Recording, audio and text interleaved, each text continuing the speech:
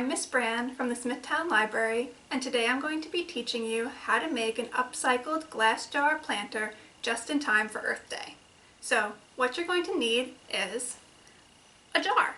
So I found a salsa jar that was left over. You could use a jam jar, a pickle jar. The most important thing is that you're able to remove the label. If you're having a hard time doing that, you can soak your jar in a little bit of warm water and dish soap, and that should help you scrape the label off. Make sure you dry your jar completely before you're ready to start the craft.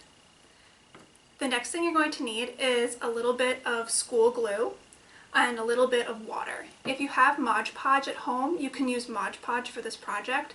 I didn't have any Mod Podge, so I mixed a little bit of glue with a little bit of water. Rule of thumb here is if you're going to use a cup of glue, you want to use a half a cup of water.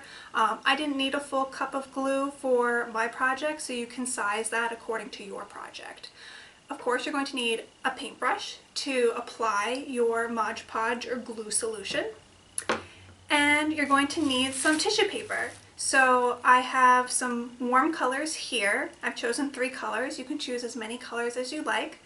If you wanted to, you could rip your tissue paper into different size pieces and apply it. I'm going to cut mine into squares just because I like the effect. So because of that, I'm going to need some scissors as well.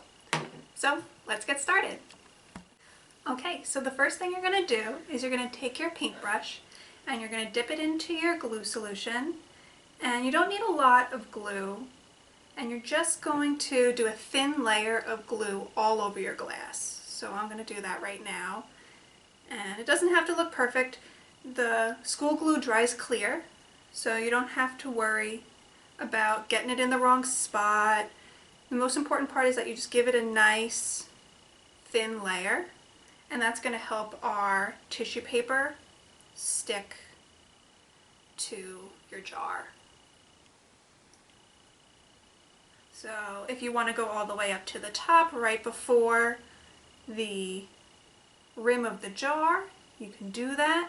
I don't recommend putting glue where the jar would attach to the lid because I think you're going to have a hard time getting the tissue paper to attach there, and you might not get as clean of a look.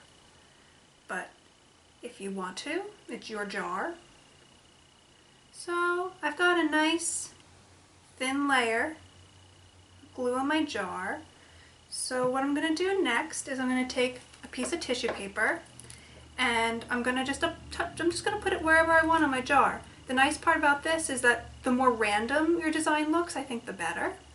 So I'm not going to go for a pattern. If you wanted to, you could cut shapes out of your tissue paper, you could put flowers, but after you put each piece of tissue paper on your jar, you're just going to give it a thin layer of that glue solution on top of it. And then you're just going to repeat for the rest of your jar. So I'm going to grab, an orange piece this time. I'm going to apply it. Important to make sure that you get the edges stuck down, so the corners, because you don't want those lifting up at all while you're making your jar. So I'm going to make sure I overlap everything a little bit too, because I don't want any of the glass of my jar to be shown. And you're just going to keep repeating that until your whole jar is covered.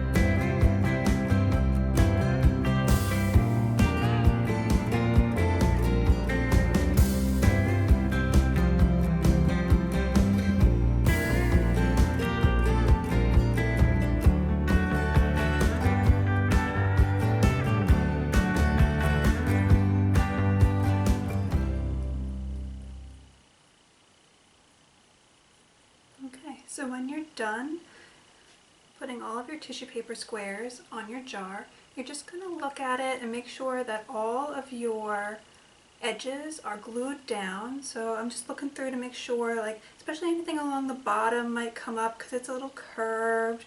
So you might want to give it just a little extra glue there. But once you've looked it over and you've decided that you're happy with your jar, you can let it dry. So once your jar is dry, it's ready for a plant.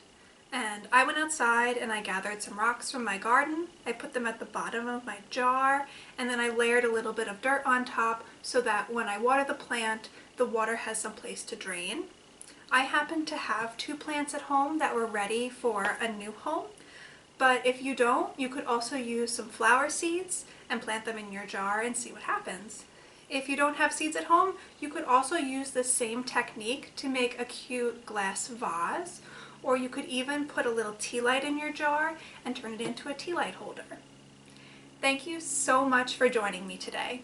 We can't wait to see you in our building soon, but until then, stay well and continue to visit the library's website at www.smithlib.org for more programs and resources.